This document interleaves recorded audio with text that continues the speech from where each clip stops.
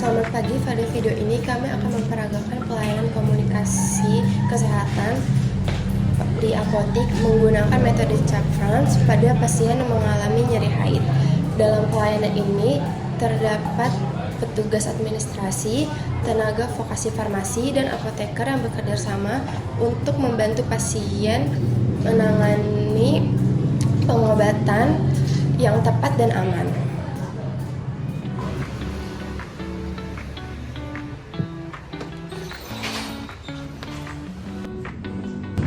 Halo, selamat pagi, selamat datang di apotek. Ada yang bisa saya bantu? Kak, aku mau pesen obat nyeri, soalnya lagi haid dan perut bagian bawah aku tuh sakit banget, Kak. Baik, sebelumnya dengan atas nama siapa, Kak? Atas nama Lisya, Kak. Baik, Kak, untuk menyerahkan obat sebaiknya konsultasikan dulu dengan tenaga farmasi agar kami dapat menyesuaikan obat dengan permasalahan yang Kakak alami. Oke, nah, silakan duduk dulu ya, Kak.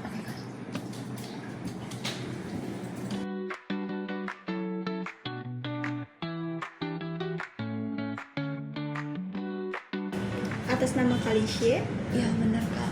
perkenalkan saya Arista, tenaga vokasi farmasi yang bertugas pada hari ini. Sebelumnya saya akan menanyakan beberapa hal terlebih dahulu. Apa keluhan utama yang sedang kakak rasakan? Yang saya sedang ngalamin tuh nyeri di bagian bawah perut, Kak, saat sedang haid. Sejak kapan nyerinya muncul? Kalau nggak salah sejak tadi pagi sih, Kak, sekitar jam 6. Apakah setiap haid sering mengalami kondisi seperti ini? Iya, setiap bulan, Kak. Kalau dinilai dari angka 1 sampai 10, nyerinya berada di angka nomor berapa? Kayaknya sih di angka 7 ya, Kak. Apakah ada keluhan lain selain nyeri seperti mual, muntah, pusing, atau demam? Saya agak sedikit mual sih, Kak, sama pusing. Apakah nyerinya bisa berkurang jika sudah beristirahat dan dikompres air hangat? Nyerinya bisa berkurang, biasanya saya berbaring sih, Kak. Sudah minum obat ke sebelumnya? Belum, Kak. Saat haid, apakah kakak masih bisa makan dan minum seperti biasanya? Iya, masih bisa kok, Kak. Apakah ada alergi obat? Nggak ada, Kak. Kakak ada riwayat penyakit seperti MA, asma, atau penyakit lainnya? Nggak ada, Kak. Baik, saya akan menyampaikan hasil konsultasi kepada apoteker.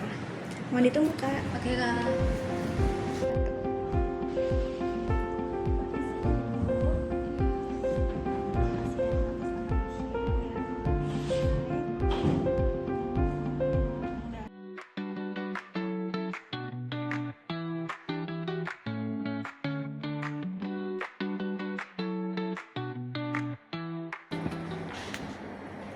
Selamat pagi, atas nama Kalisya ya? Iya, bener, Bu. Saya apoteker Amelia yang bertugas pada hari ini.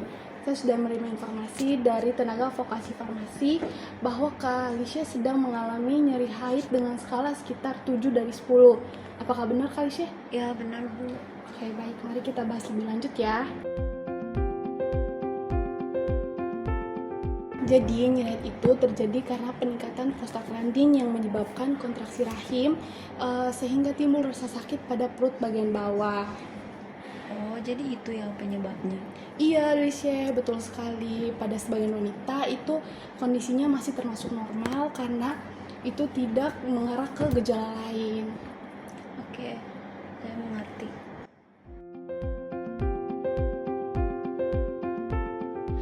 Jadi Kak, selain meminum obat, ada beberapa hal yang bisa Kakak lakukan di rumah untuk membantu meredakan nyeri haid, seperti kompres menggunakan air hangat pada perut bagian bawah, terus istirahat yang cukup, minum air yang banyak, dan melakukan aktivitas ringan seperti peregangan. Baik, Bu, nanti akan saya coba. Berdasarkan kondisi Kakak, saya menyarankan Kakak untuk mengkonsumsi ibuprofen. Bentar ya Kak. Ya, Bu.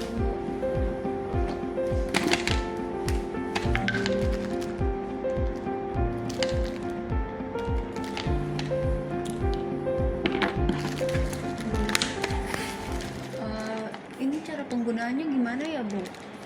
Cara penggunaannya itu Kakak bisa minum 1 tablet saat nyeri muncul atau enggak setelah makan.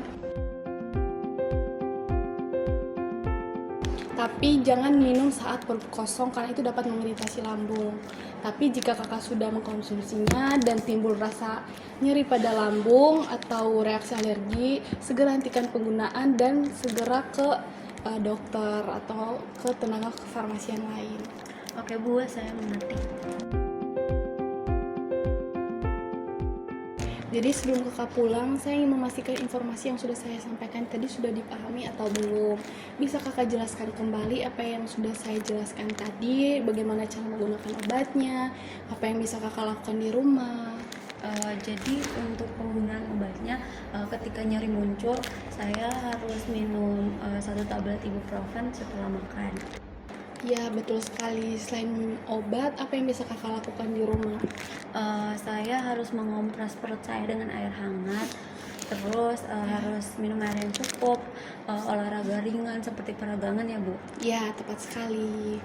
Terima kasih ya Ibu. Terima kasih kembali Kakak Lishe. Semoga lekas sembuh ya. Jangan ragu untuk berkonsultasi kembali ke sini. Ya Ibu. Misi ya Bu. Iya.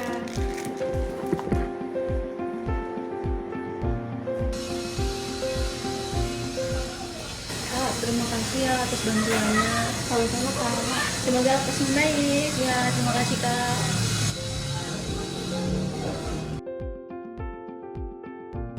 Dari roleplay ini dapat disimpulkan bahwa metode CHAS membantu tenaga kefarmasian menggali informasi pasien secara sistematis, sedangkan metode FRAMS membantu apoteker memberikan edukasi, pemilihan obat, serta memastikan keamanan terapi. Komunikasi yang efektif akan meningkatkan keberhasilan pengobatan dan keselamatan pasien. Terima kasih.